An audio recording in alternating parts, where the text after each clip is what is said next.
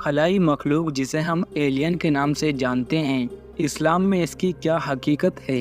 बेशक अल्लाह ने कायनात में बेशुमार मखलूकात पैदा की हैं, जिसमें से सिर्फ इंसान, चरिंद परिंद, कीड़े मकोड़े और असरातुल अर्ज़ ही नहीं, बल्कि बहुत कम या बिल्कुल ही नज़रों से ओझल रहने वाली मखलूकात भी मौजूद हैं, जिसमें फरिश्ते और जिन्नात काबिले ज़िक्र हैं। ये अलग बात है कि इंसान उन्हें देख और सुन नहीं सकते, मगर उनका जिक्र कुरान और हदीस में मौजूद है।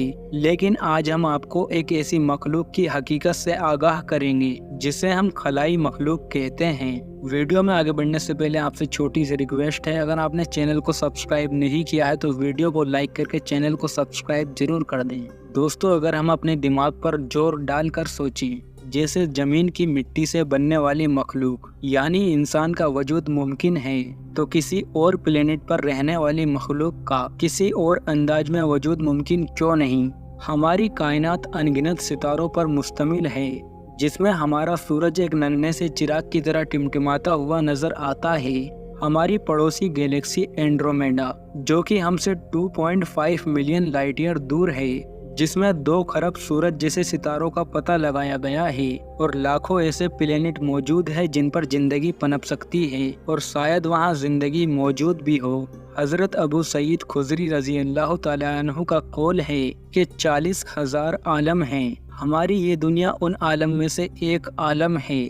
इसी तरह हजरत अली रजी अल्लाह तआला अन्हु से मनकूल है कि ये सितारे जो आसमान में हैं, इनमें भी जमीन के शहरों की तरह शहर हैं, और ये एक दूसरे से नूर के सतून के जरिए मिले हुए हैं। एक बार हजरत अली रजी अल्लाह तआला अन्हु के पास एक शख्स आया और उसने हजरत अली रजी अल्लाह तआला अन्हु से सवाल किया कि जिस तरह मखलूकात जमीन पर जिंदगी बसर करती है, क्या इसी तरह आसमानों में भी कोई रहता है।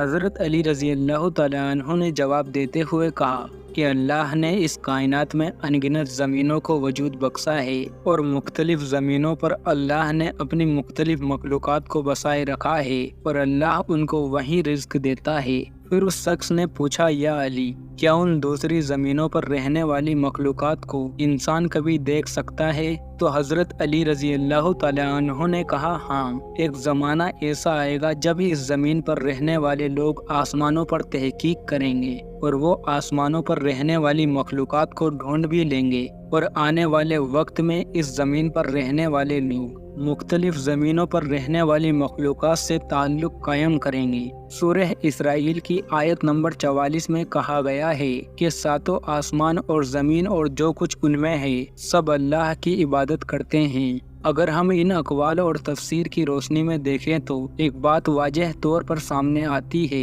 कि खुश्की और समुद्रों में रहने वाली मखलूकात और फरिश्तों और जिन्नातों के अलावा भी कोई ऐसी मखलूक है जिसके वजूद से इनकार नहीं किया जा सकता।